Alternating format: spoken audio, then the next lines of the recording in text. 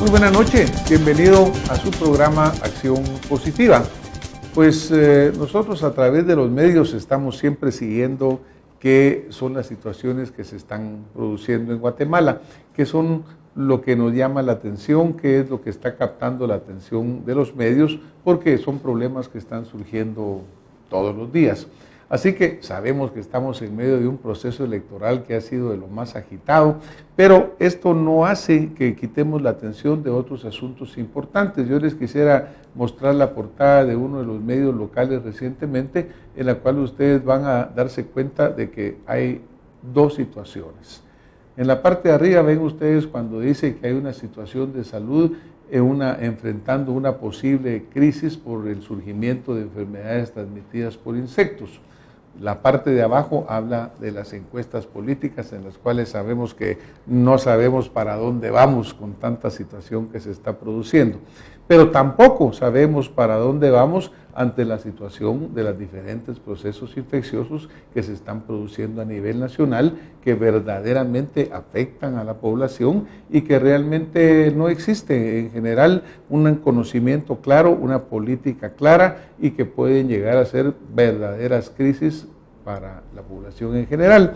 Por ello fue que hoy pues, nos permitimos salirnos un poquito de los temas políticos para ir a un área que creemos que es de una gran importancia para todos ustedes que nos están viendo, porque hay diferentes versiones que oímos en Guatemala. Cuando uno habla con casi cualquier persona en diferentes regiones de Guatemala, le dice, mire, es que le cayó chikungunya. Habla con el sur, le cayó chikungunya. Habla con la gente de Oriente, le cayó chikungunya. Es decir, hay una tremenda cantidad de gente que está reportando que sufre de esta enfermedad. Para ello, esta noche, hoy nos permitimos invitar al doctor Arturo Sánchez, a quien le damos la bienvenida. Doctor, bienvenido a su programa Acción Positiva. Muchísimas gracias, Francisco. Es un verdadero placer poderte acompañar en esta noche. Pues muchas gracias. El doctor es especialista en control y prevención de enfermedades transmitidas por vectores y especialista en epidemiología aplicada. ¿Quién mejor que él para darnos con su experiencia pues, información sobre esto? Arturo, muchas gracias. Pues como te decía, la prensa está comentando, la Vox Populi lo está comentando y prácticamente nadie con quien tú hables no te dice que alguien tiene chikungunya en los alrededores. ¿Cuál es la verdadera situación que estamos enfrentando en ese sentido? Bueno, la situación es de que hay una cantidad de enfermedades de transmisión viral que una de sus principales manifestaciones clínicas es la fiebre. Y ante la falta de medios diagnósticos de confirmación, a muchos casos que no son chikungunya se les caracteriza como dicha enfermedad. Esta enfermedad es una enfermedad de transmisión viral, es transmitida por un mosquito, el Aedes aegypti, y también se ha reportado transmisión por el Aedes albopictus. Ambos mosquitos están presentes en el país, en la totalidad del país, y es una enfermedad que se transmite de un paciente enfermo a un paciente sano. Estas enfermedades transmitidas por vector tienen la particularidad que necesitan un insecto, una mosca, para poder ser transmitida al ser humano. De esa suerte, cuando alguien entra al país con la enfermedad, basta con que hayan mosquitos, los infecta y este mosquito lo va a transmitir a personas sanas. Como te decía, la sintomatología es muy similar al dengue, es muy similar a fiebre zika, que es muy novedosa actualmente. Ya tenemos fiebre zika en Guatemala. En el país todavía no se ha diagnosticado. Y también es muy similar a la malaria, que es una enfermedad todavía más antigua que estas transmitidas por virus. Sin embargo, el hecho de que su sintomatología clínica sea muy particular y muy similar, lo hace a que el médico clínicamente lo induce a pensar que es una de estas enfermedades, cuando en realidad lo que se necesita es un diagnóstico confirmatorio de laboratorio. Ahora, cuando tú mencionabas, Arturo, el diagnóstico de laboratorio es difícil, es fácil, es accesible, no es accesible, porque nosotros sabemos desafortunadamente las múltiples carencias y deficiencias que tiene nuestro sistema nacional de salud e incluso, ¿por qué no?, áreas también de la medicina privada. ¿Es un difícil diagnóstico de laboratorio o cómo debería de enfocarse el paciente que tiene un cuadro de estos? ¿Qué es lo que debería hacer? En realidad se necesita de personal altamente capacitado, se necesita de una infraestructura, que te voy a comentar que en el país existe, pero el insumo es también bastante caro. Entonces ahí es la primera limitación que tenemos, porque se puede tener personal calificado, personal capacitado, se puede tener infraestructura, pero si no tiene los insumos para hacer el diagnóstico, entonces nos quedamos cortos. El Laboratorio Nacional de Salud ha desarrollado la tecnología, cuenta con los equipamientos, pero desafortunadamente la demanda es tanta que es imposible hacer el diagnóstico en la totalidad de los pacientes que presentan la sintomatología.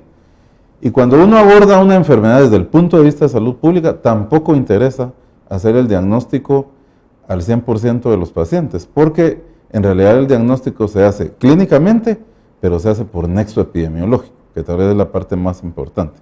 ¿Qué quiero decir con esto? Que enfermedades como dengue, como chikungunya o fiebre zika no van a aparecer aisladamente. Normalmente aparece en un número de 2, 5 o más, lo que nosotros denominamos un brote, ¿verdad? Entonces uno hace el diagnóstico idealmente en el 10% de pacientes que presentan la sintomatología y luego por nexo epidemiológico dice, bueno, este paciente viene de una población donde hay Aedes aegypti, por ejemplo. Uno hace una investigación de campo y dice, bueno, hay condiciones dentro de su vivienda porque hay criaderos, hay suficiente chatarra, hay producción de zancudos. Y todo eso nos hace decir, es dengue, por ejemplo, ¿verdad?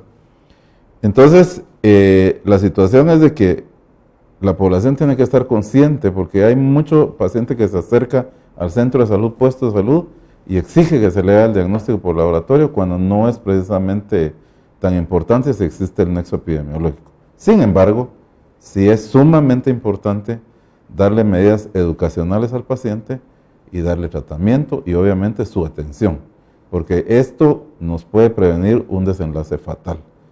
Está bien documentado que en las horas que transcurren en que el paciente inicia la sintomatología en dengue y se le presta la atención médica adecuada, ese tiempo es crucial para que viva o muera en caso que desarrolle dengue hemorrágico.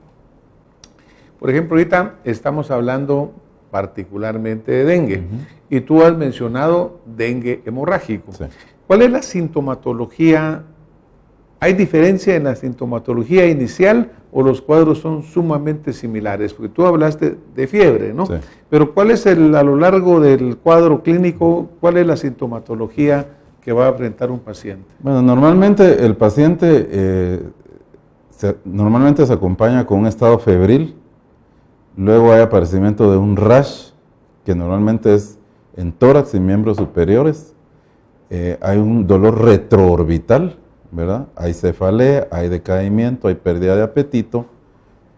Esos son los cuadros iniciales de un cuadro clásico de dengue.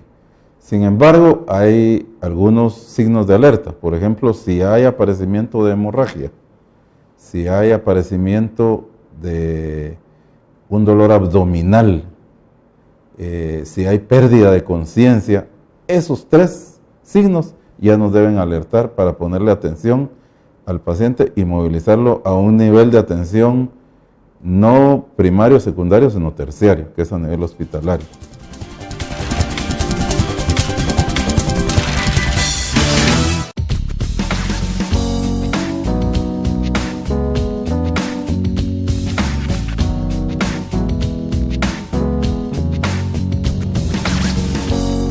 Santa Lucía, en tu mesa todo el día.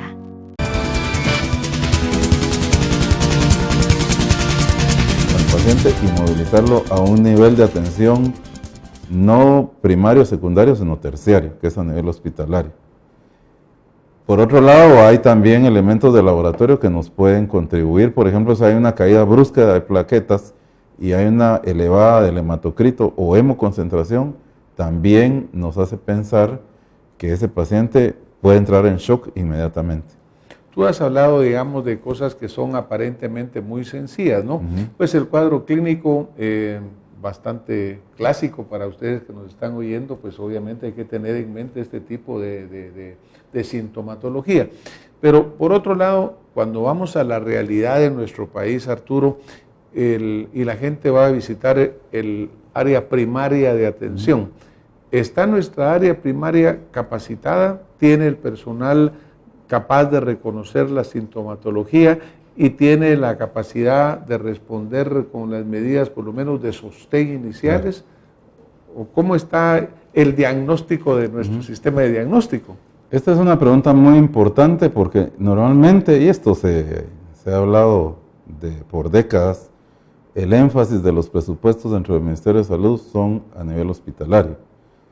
No quiere decir que los hospitales merezcan una atención especial, pero la medicina preventiva, el nivel de atención primario en salud merece una atención muy particular, porque si nosotros hacemos medicina preventiva y ese primer nivel de atención le damos un sustento suficiente, menos casos nos van a llegar a los niveles hospitalarios. En el caso de las enfermedades transmitidas por vector, el nivel comunitario juega un papel sumamente importante y clave, así como el nivel de educación, el nivel municipal, el nivel de gobernación. Entonces son enfermedades que no solamente la carga debe echársele al Ministerio de Salud, son enfermedades donde tiene que haber una participación muy amplia de todos los sectores. Y el sector clave aquí es la comunidad. En la comunidad, número uno, tiene que haber un cambio de actitud, ¿verdad? Entonces, si nosotros eliminamos, por ejemplo, para el dengue, todo lo que pueda ser un criadero potencial, y esto es botellas en el patio trasero de la casa, llantas deteniendo la lámina, floreros, y todo aquello que sea capaz de acumular agua, con eso que hagamos tenemos 50% resuelto el problema. Lo segundo es si mejoramos nuestro medio ambiente.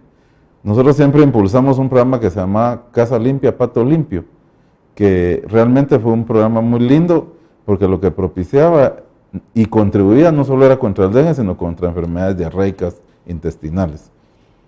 Y lo otro es a nivel de pilas y toneles, que se ha dicho hasta la saciedad.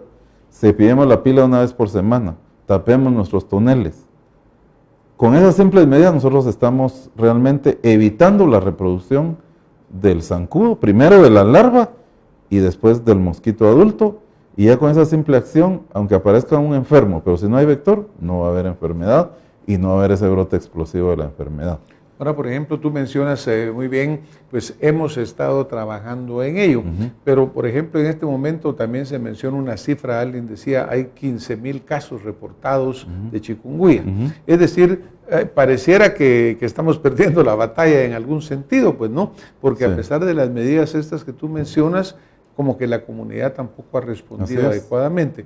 También me imagino que estas campañas tienen que ser permanentes, Arturo, y sobre todo estacionarias, cuando entra el invierno, cuando se va el invierno. ¿Existe esa organización dando la campaña permanente educativa? Porque desafortunadamente sabemos que a los chapines todavía nos cuesta verdaderamente disciplinarnos en entrar en cumplimiento de ello. Pero ¿quién tiene a su cargo la campaña educativa? Y si lo tiene a su cargo, ¿se logra el resultado? ¿Existen los medios para hacerla? ¿O es solo de repente en momentos cuando debía ser permanente? Realmente debería ser un esfuerzo de varios sectores. Y en campañas educativas, nosotros hemos tenido la experiencia en el país y fuera del país de promover campañas en conjunto con la iniciativa privada, por ejemplo. Y se ha demostrado que mientras a la gente se le está diciendo que tape sus toneles, que cepille sus pilas y elimine criaderos o todo lo que sea un criadero potencial, la enfermedad disminuye enormemente. ¿Tú te imaginas, Arturo, que todo el dinero que se gasta en las campañas electorales estuviera gastado en información para la gente? ¿Cuántos millones de millones gastamos o se ven en las vallas que nos tienen aburridos, se oyen en los spots, cuando debería estar mejor invertido? Sí, tendríamos gente más sana, tendríamos menos brotes epidémicos y realmente la gente viviría mejor. El otro aspecto muy puntual es, entonces hablaba de la iniciativa privada, pero también el gobierno tiene una responsabilidad muy puntual. Y dentro del gobierno hay diferentes actores, el sector salud, el sector educación, el sector medio ambiente. Yo me quiero referir al sector salud. El problema del sector salud es que los programas que deberían de trabajar en la prevención y promoción cada vez se han vuelto más débiles, con menos capacidad de respuesta y con menos capacidad técnica. Y capacidad financiera, probablemente. Por supuesto, totalmente. Capacidad financiera, porque desgraciadamente estos programas las autoridades no los ven como un gasto, cuando en realidad son una inversión. Estos programas son una inversión porque te van a prevenir grandes desastres. Yo te quiero comentar de que nosotros por años hemos estado alertando que el problema de dengue en el país, de un momento a otro, va a tomar dimensiones que van a ser incontrolables. Y lo seguimos diciendo, ¿verdad? Porque sigue siendo eso Porque una realidad. sigue siendo una realidad. El dengue le puede dar a las personas 4 veces en la vida, porque cada serotipo, el D1, D2, D3, D4, produce autoinmunidad. En la medida en que un paciente sufre de dengue, sus anticuerpos cada vez son mayores y la posibilidad de un dengue hemorrágico es mayor, número 1.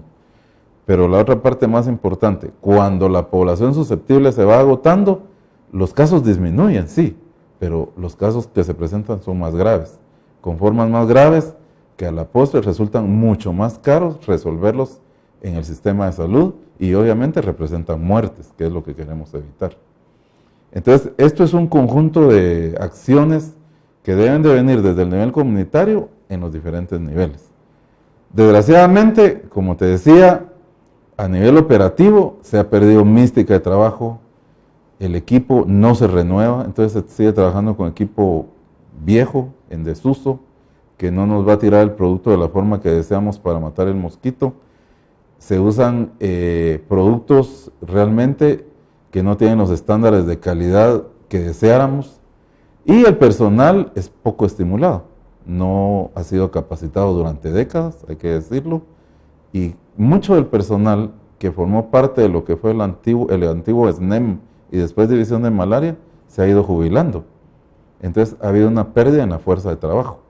O sea que sí es un problema, una bomba de tiempo, y este es un momento que debemos de ponerle una atención, pues porque a medida que vemos que cada invierno, que cada año la cosa va para peor. Aparte de eso, Arturo, hay otras patologías que también están ahí, han permanecido, algunas han mejorado. Por ejemplo, comentábamos contigo antes de entrar aquí a las cámaras el caso de la oncocercosis, que me gustaría que tú lo comentaras. Claro. La oncocercosis, al igual que la malaria, vamos a hablar un poco de malaria luego, es una enfermedad igualmente transmitida por un vector, que es el Simolidum mucrasium.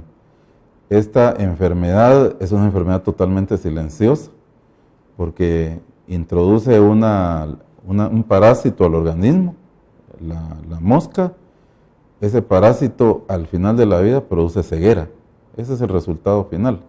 Entonces, tú te acuerdas en Yepocapa, en los años 70 había una gran cantidad de gente adulta ciega.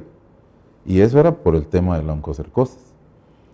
Ahora, en la oncocercosis hay un ejemplo muy lindo a nivel internacional y cómo la fusión de fuerzas puede llevarnos a un resultado feliz. Merck Sharp and Dohme donó de por vida la ivermectina, que es el antiparasitario que se usa para matar a la larva.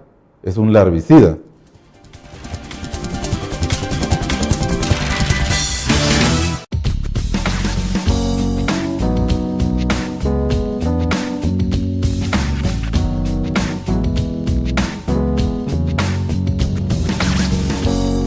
Santa Lucía, en tu mesa todo el día. Merck Sharp and Dohme donó de por vida la ivermectina, que es el antiparasitario que se usa para matar a la larva. Es un larvicida. Sin embargo, no se ha descubierto a la fecha un medicamento que mate al gusano adulto. Y el gusano adulto dura 10 años en el organismo. Entonces se crearon campañas de medicación 2 veces al año y la gente la recibe durante 10 años. Y eso hizo que la enfermedad fuera eliminada de este país. Hoy día tenemos ya 3 años de vigilancia epidemiológica post-tratamiento con 0 casos, 0 moscas infectadas. Hay una vigilancia epidemiológica, hay una vigilancia entomológica que se hace. Luego viene un comité de expertos de OMS y ellos certifican la eliminación de la enfermedad. Colombia se nos adelantó hace unos 2 años, la certificó el presidente del país. Nosotros estamos ya en lista de espera y esto es uno de los grandes éxitos de la salud pública. Una enfermedad realmente que fue descubierta por el doctor Rodolfo Robles, que justo este año está cumpliendo 100 años de su descubrimiento. Bueno, pues es excelente saber que tenemos hallazgos positivos, pues porque lo que el doctor menciona yo creo que es de señalarlo y de conocerlo. Tenemos otras enfermedades, Así Arturo, pues tenemos tuberculosis todavía en Guatemala, tenemos el caso de la malaria, que entiendo yo que se ha hecho un esfuerzo grande en el caso de la malaria, ya por muchos años se han obtenido buenos resultados, pero aún todavía tenemos un poco de efecto de malaria. Si nos hablas un poquito de la malaria y de la tuberculosis. En el caso de la malaria es otro gran ejemplo de los hitos de la salud pública, porque aquí viene un organismo internacional, el Fondo de Lucha contra SIDA, Tuberculosis y Malaria, y enfoca su ayuda en 3 grandes pandemias, que es la malaria, la tuberculosis y VIH-Sida. Y en el caso de la malaria, que era una enfermedad prácticamente olvidada, que tuvo mucho énfasis en los años 50, 60 e inclusive hasta los 70, mucha ayuda del gobierno de Estados Unidos, pero el énfasis era la eliminación del zancudo. ¿Y cuándo íbamos a eliminar un zancudo? No se puede eliminar. Pero en los años 90, a raíz de una famosa reunión ministerial que hubo en Ámsterdam, se decide que el enfoque se cambia y se acerca el diagnóstico a la comunidad y se acerca el tratamiento. Entonces se habla de un diagnóstico oportuno y un tratamiento inmediato. Ese cambio de enfoque hace que la malaria empiece a disminuir en el mundo. Y luego viene el Fondo Mundial y le apuesta con varios millones de quetzales. Guatemala ha sido beneficiada ya con 2 proyectos muy importantes. Y aquí de 60,000 casos que teníamos a los inicios de los 90, ahora tenemos 3,000 y fracción de casos. Entonces ha sido un impacto en la enfermedad y en todo el mundo. Hoy día estamos hablando de la eliminación de la malaria en Mesoamérica. O sea, ya estamos viendo el problema y la solución fuera de nuestras fronteras. Y esto es apasionante y es realmente alentador, porque es cuando ya con otros países y otros socios empiezas a trabajar bajo un objetivo común. Yo creo que la malaria va a ser vamos a lograr ver la eliminación de la malaria en las Américas. Ya hay ejemplo en el mundo de algunos países que han eliminado la enfermedad. Y obviamente aquí lo que ha sucedido es la inversión financiera tan importante que el Fondo Mundial ha hecho, la estrategia de abordaje, ¿verdad? Y la voluntad política, que son elementos muy importantes. Si no existen, no podemos avanzar. Excelente. Ahora tú mencionabas hace un momento pues el hecho de la malaria, hablabas de la tuberculosis y hablabas del VIH. Y sabemos que hay una asociación muy fuerte entre tuberculosis y VIH y que en realidad ha habido hasta un repunte, no solamente acá en nuestra área, sino que también en Estados Unidos y en otros países. ¿Cómo estamos en relación a la tuberculosis? Porque también sé que hay programas que han ido por tiempo, pero como que ahora se han enfrentado con esta nueva reto de la unión entre VIH y TB. Sí, el bacilo de Koch todos lo llevamos en el organismo, por vacuna, que nos ponen la BCG desde que nacemos, o bien porque lo adquirimos en el medio ambiente. Y lo único que basta es que las defensas del organismo bajen o el individuo sea sometido a un estrés muy intenso para que el bacilo florezca y se desarrolle la enfermedad. Entonces, yo he tenido en mi práctica pacientes de condición económica bien y con tuberculosis y sin VIH-Sida. La asociación con el VIH-Sida es que el VIH-Sida es una enfermedad autoinmune, que realmente disminuye las defensas, y ahí es donde el bacilo de Koch aprovecha para resaltar y desarrollar la enfermedad. Esto hace que obviamente los pacientes con VIH desarrollen la tuberculosis en un grado más importante de lo que veíamos antes. Más rápido, Sí, más agresivo. agresivo. Más agresivo. Y también, desafortunadamente, estamos viendo formas de resistencia a los medicamentos multidrogos resistente en tuberculosis. Y ahora ya hay categoría todavía arriba de multidrogo resistente, que ya son tratamientos muy caros, protocolos más difíciles de seguir, y obviamente que necesitan hospitalización y una vigilancia permanente del paciente. Esto encarece obviamente la estrategia y encarece la solución del problema. Sigue siendo una enfermedad tuberculosis de la gente pobre. Claro, aparentemente se niega, pero ahí está y está presente. Rápidamente, Arturo, tú mencionaste y hemos hablado varias veces de las Naciones Unidas participando, diferentes organizaciones. ¿Cómo está el apoyo internacional para toda esta enfermedad? Bueno, yo te quiero decir que el Fondo Mundial de Lucha contra SIDA y Tuberculosis es una institución que afortunadamente le ha apostado a Guatemala.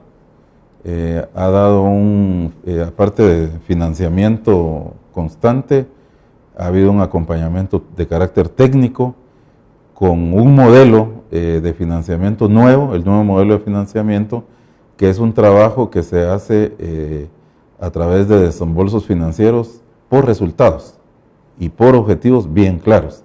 Esto hace que realmente la efectividad del dinero que se utilice tenga un resultado pues visible. Entonces yo te diría de que esto es realmente una gran bendición para el país. No, excelente, aunque a veces hemos visto que el Congreso no aprueba el convenio y que se retrasa, hemos visto pacientes con VIH saliendo a protestar, en fin, siempre un poquito la política metiéndose en el problema de la salud.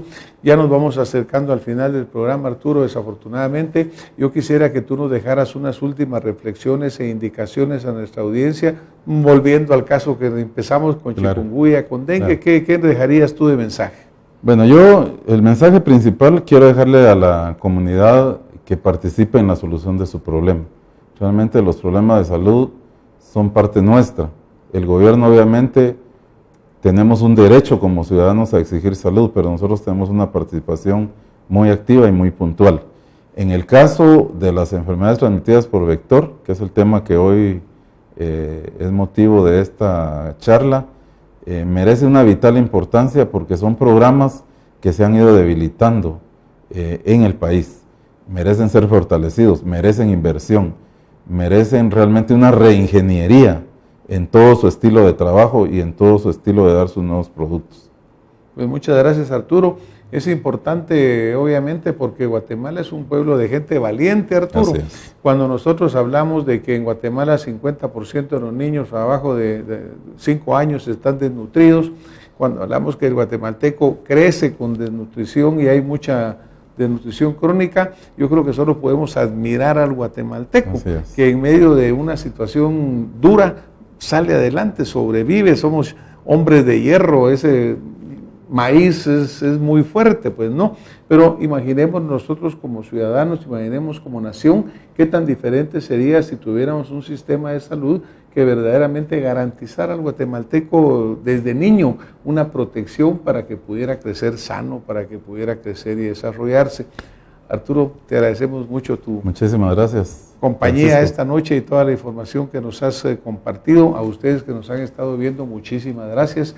Si tuvieran alguna duda al respecto de este tema y quisieran consultarle al doctor, por favor nos escriben a Actuando Positivo y nosotros con mucho gusto le hacemos llegar al doctor Sánchez. Muy buenas noches y nos vemos la próxima semana con más Acción Positiva.